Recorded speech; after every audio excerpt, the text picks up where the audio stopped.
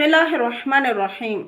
மஸ்ஜிதுன் நபவியின் கட்டுமானம். முஸ்லிம்களின் எண்ணிக்கை அதிகரித்த காரணத்தால் மஸ்ஜிதுன் நபவியில் இடப்பற்றாக்குறை ஏற்பட்டது. எனவே அண்ணல் நபி ஸல்லல்லாஹு அலைஹி வஸல்லம் அவர்கள் மஸ்ஜிதுன் நபவியை சுற்றி இருந்த இடங்கள் மற்றும் வீடுகளை தன் சொந்த பணத்தில் விலைக்கு வாங்கி மிக அழகான உறுதியான கட்டிடத்தை கட்டினார்கள்.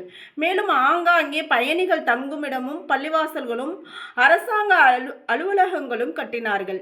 பாதைகள் அமைத்தார்கள்.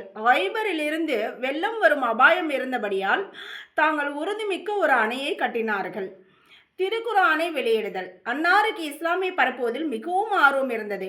தானே மக்களிடம் சென்று இஸ்லாமின் சிறப்புகளை பற்றி எடுத்து கூறுவார்கள்.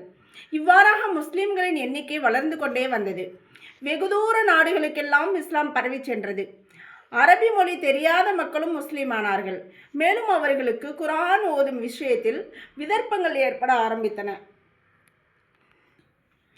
சிலர் தாங்கள் தான் சரியாக ஓதுவதாகவும் மற்றவர்கள் தவறாக ஓதுவதாகவும் கருத ஆரம்பித்தனர்.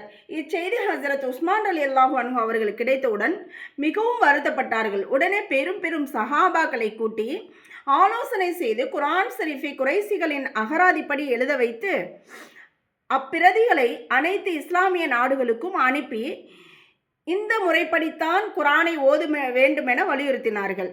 ஹசரத் உஸ்மான் ரலியல்லாஹு அன்ஹு அவர்களின் இந்த காரியம் பெரும் சாதனையாக இருந்தது. ஏனென்றால் அவர்களின் முயற்சியாலேயே இஸ்லாமிய சமுதாயம் குழப்பத்திலிருந்து பாதுகாப்பு பெற்றது. சுப்ஹானல்லாஹ். எளிய வாழ்க்கை. ஹசரத் உஸ்மான் ரலியல்லாஹு அன்ஹு அவர்கள் ஈமான் கொள்வதற்கு முன் பெரும் செல்வந்தராகவும் ஆடம்பர பிரியராகவும் இருந்தார்கள். செல்வம் இருந்தாலே ஆடம்பரம் வந்துடும் தானே, அந்த அளவுக்கு அவங்கள்ட்ட செல்வம் ரொம்ப ஆடம்பரமாக வாழ்ந்து வந்திருக்காங்க. ஆனால் ஈமான் கொண்ட பிறகோ அன்னார் சகலவிதமான ஆடம்பரங்களையும் விட்டுவிட்டு ஏழைகளை போல ஆரம்பித்தார்கள். இதுதான் ஈமான் உள்ளவங்களுக்கும் ஈமான் இல்லாதவங்களுக்கும் வித்தியாசம். எவ்வளவு செல்வங்கள், எவ்வளவு பதவிகள், எவ்வளவு வந்தாலும் அந்த இஸ்லாம் முறைப்படி வாழ்வதுதான் அந்த இஸ்லாத்தினுடைய ஒரு மகிமை. அன்னார் அரபு நாட்டிலேயே மிக பெரும் வணிகராக இருந்தார்கள்.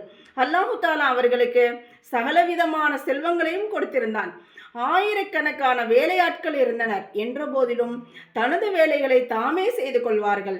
மேலும் தம் உறவினர்களுடன் நல்ல முறையில் நடந்து கொண்டார்கள்.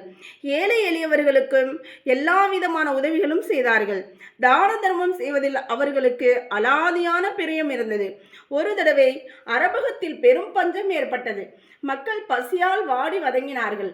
அச்சமயம் ஹஸ்ரத் உஸ்மான் ரலியல்லாஹு அன்ஹு அவர்களுக்கு சொந்தமான 200 ஒட்டகங்கள் தானிய நிரம்பிய மூடைகளுடன் வெளியிலிருந்து வந்திருந்தன. வியாபாரிகள் அந்நாரிடம் ஓடோடி வந்து அதிக விலைக்கு சரக்குகளை கேட்டு நின்றனர். ஏன்னா வெளியிலேருந்து இதெல்லாம் வணிக பொருட்கள் வந்தோடனே அவங்களுடைய பொருளுடைய அந்த தரம் பார்த்து வாங்கிக்கிறதுக்கு அவ்வளோ பேர் வரிசையில் நிற்கிறாங்க.